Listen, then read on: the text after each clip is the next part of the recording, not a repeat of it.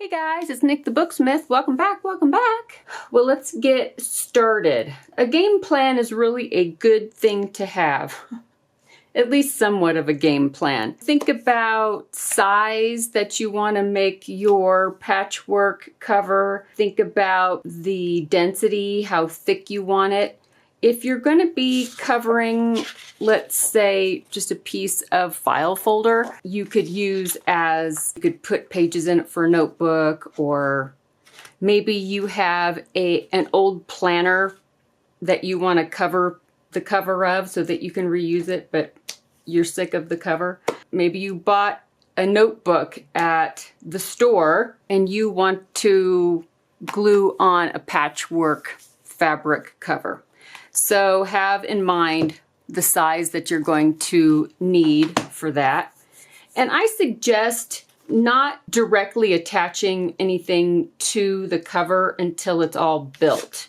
Whatever it is that you're going to attach it to, if you're attaching it. Maybe you're making a pillow. I don't know. Because you can totally make a pillow. What I suggest, and I'm not your mom, so you can do what you want, but maybe a base piece of fabric in the general size is a good place to start. Whether you actually attach it to this or not while you're building it is up to you. Little strings all over it. This is some fusible interfacing, so it's iron on. This could be useful if you have the kind of fabric that likes to be fused to things. Sometimes they don't. Sometimes they resist. So your mileage may vary. But you don't have to have something like this. You could just take a piece of, this was either a pillowcase or a bed sheet in a former life. And let's say I wanted to cover this. Find a corner that's generally squared off. My rotary cutter.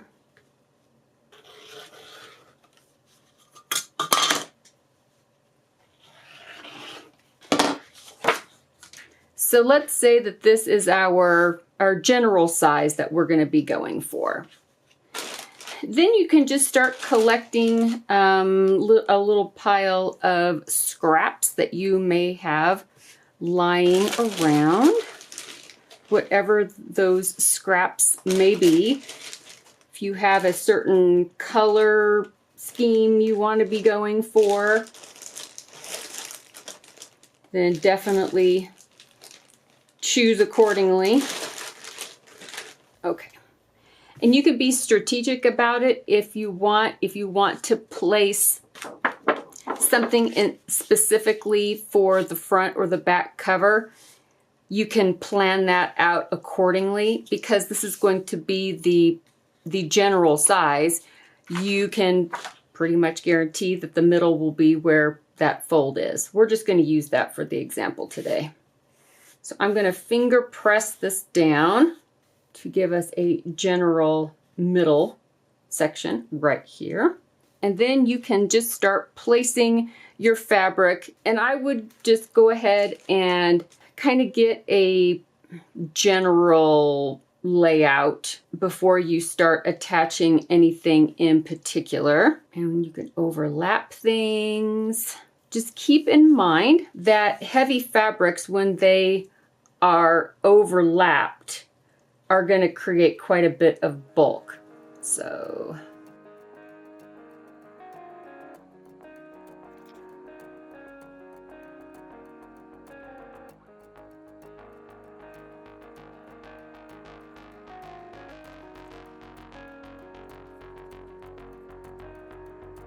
not exactly sure what I had all these little squares for, but thank you, past me, for doing that. It was quite awesome of you to do that.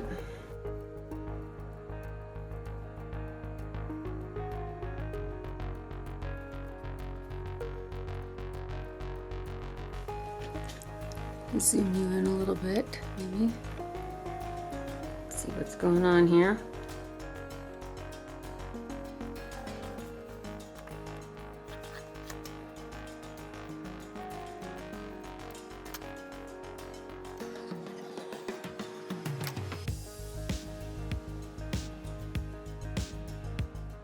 This fabric's kind of great. It's got some book covers on it and a pocket watch and some letters.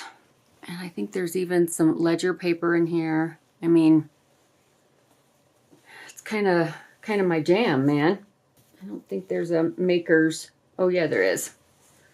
It is Wyndham Fabrics Longfellow by Whistler Studios. I don't know if it's still available. That I could not tell you with any degree of certainty whatsoever. Here I cut out the roses and lilies cover.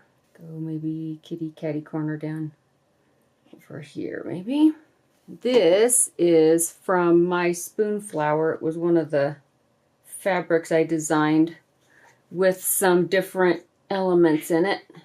So I'm going to cut out this Western Union telegram.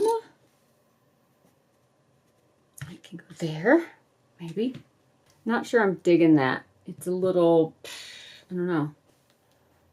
Okay, get rid of that so I'm not looking at it. Here is a Tim Holtz, one of his 6x6 squares. Colette sent me a few of these. So maybe that could go underneath, or part of it at least. This is the problem I usually get into, is I move things and then I put stuff underneath. So I'm going to cut off the pinked edges.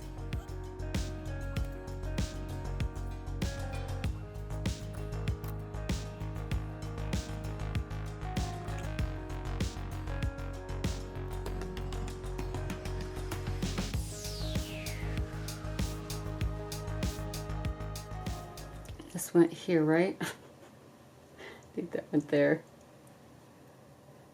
But I still need something up there, don't I? Curses! Thought I was almost done.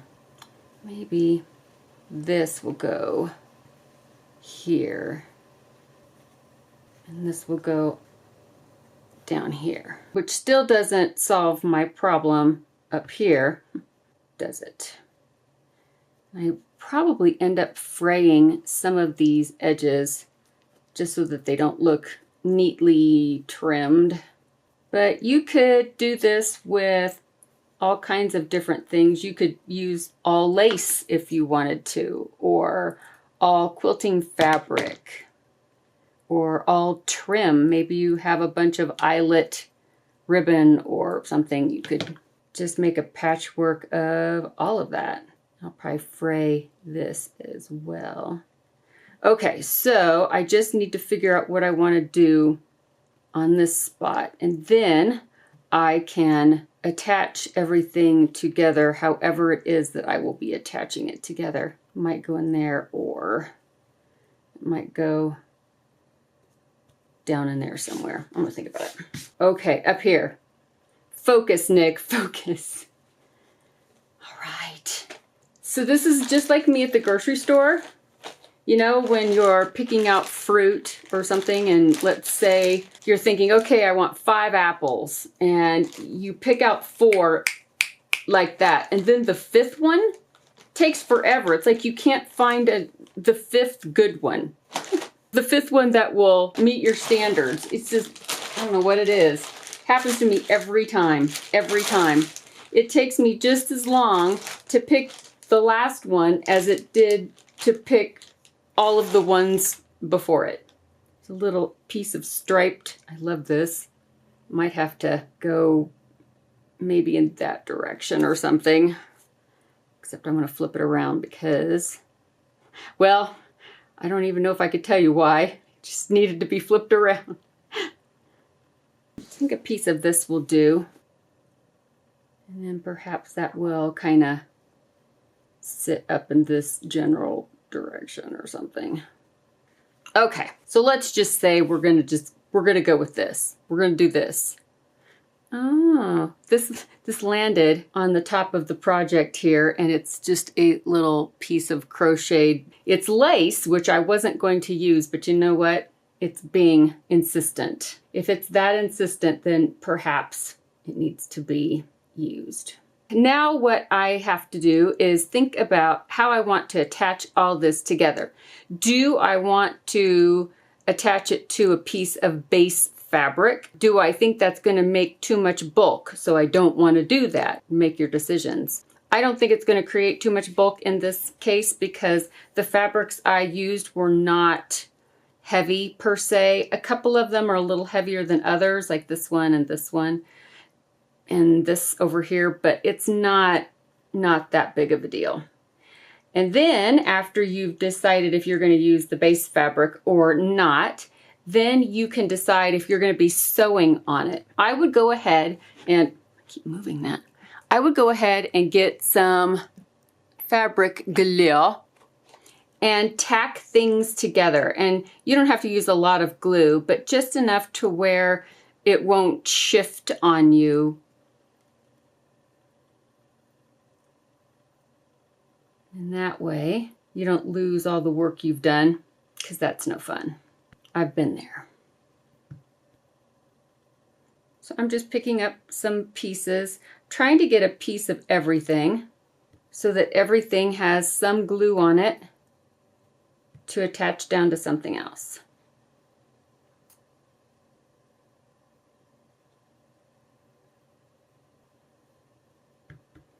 This is the Fabri-Tac, the Fabra whatever, because we know Fabri-Tac and Fabrifix are the same exact thing. Beacon, I see you. I know what you're doing. No, I don't know what you're doing, but I know that you know that I know that we know that it's all the same.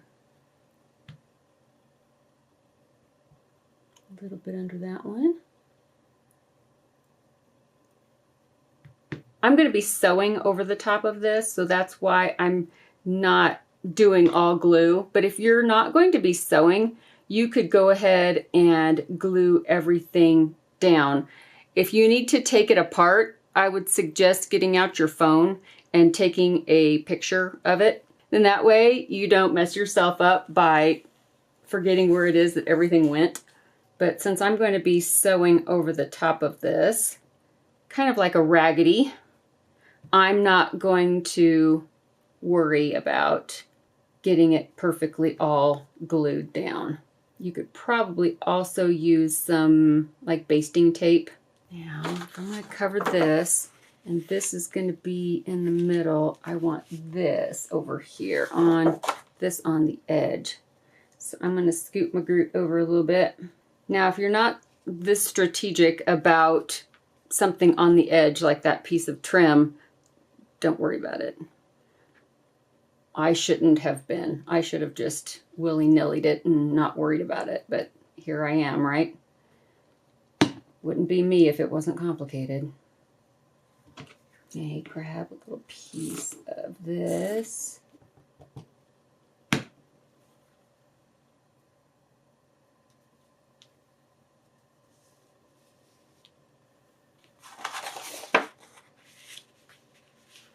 Trying to figure out where my middle was there so that I can line this up to where it's going to be somewhat on the edge over here. And remember, if you're going to be putting it on a notebook or something like that, you'll need a little bit of extra around the width, because when you fold it, it'll be a little narrower than laying flat.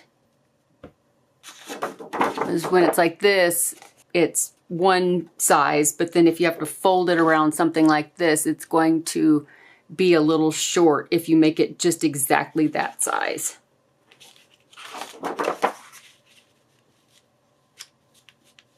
Okay, that'll work. That'll do, pig. And then over here, I better attach, it's googing. I better attach these little things over here before I pick it up and forget what I'm doing, which is likely to happen on most occasions.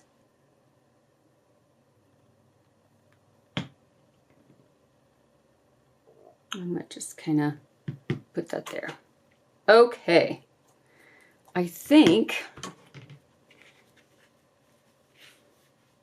we are somewhat tacked down. A little bit over here, however. This can be hand sewn as well. You don't have to sew it on the machine. Hand sewing would actually look great, especially if you used some embroidery floss that was a color that would stand out. Maybe those of you that have done slow stitching, that looks really nice on top. Some cool little slow stitches. You can do a combination of things as well. You can sew on the sewing machine and then finish off with some hand stitching if you want. Okay, I will let this dry for just a moment, and then I will head over to the sewing machine and we will get all this sewn down.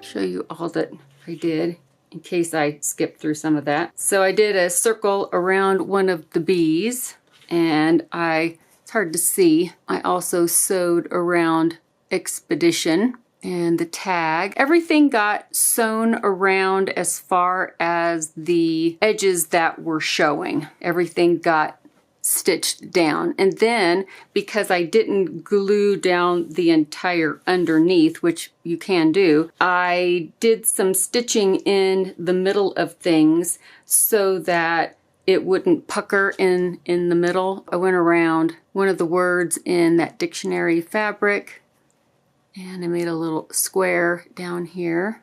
And of course I went through the striped fabric and over here, went through a few times. And I will go and then I'll back up and then I'll turn and then I'll go this way. I try to make it very haphazard.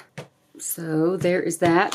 I think this would be cute if you use baby clothes or bibs or burping claws, anything where you love the fabric, but you know, maybe it got torn or maybe you don't have babies anymore and you want to be able to have a keepsake. You could use little pieces of fabric, make a cover, make a pillow, or you could make a little tote bag, or you could make it big enough to where you could cover like a file folder, keep little things inside that pertain to whatever kid those pieces came from. There's so many things you could do with these little patchwork covers. So I hope you think of something that you would like to do. But just for the example, I was using this, and so it could get attached to this if I wanted it to. And then you can trim around the edges, or you can just leave them. I usually do trim them, although if I put this one on here, I might leave this little, oh, you can't see. Sorry. Let me back up a little bit. I might leave this little piece of trim and fold it over for a little tab of some sort. But I don't know if I'm going to attach it to this or not. But that's kind of what it would look like. And there's the back. You could sew a signature in here with some folded up paper, and you could sew through, or you could sew the paper in now and sew it through and then hide it on the inside of this if you wanted. And then that way your stitching wouldn't show from the paper that you sewed in. Or you could turn this into a little file folder and grab some little pieces of cardstock and glue or sew in some little pockets that you could put some things in. There's just endless possibilities. Some of you are probably still stuck at home or working at home or teaching children at home. You'll have time to think of things that you want to do with your patchwork covers, no matter what it is that you might do with them. But I hope you liked this process, and I hope maybe it gave you a little bit of inspiration for something that you would like to do. Use up some scraps or cover a notebook or a file folder, or, I mean, think of all the things. Think of all the things. All right, guys, I will let you go for now. Thank you for joining me today and keeping me company while I made this patchwork cover. I hope everybody is having a great Friday, no matter where they are. And I will see you all really, really soon in the next video. Bye, guys.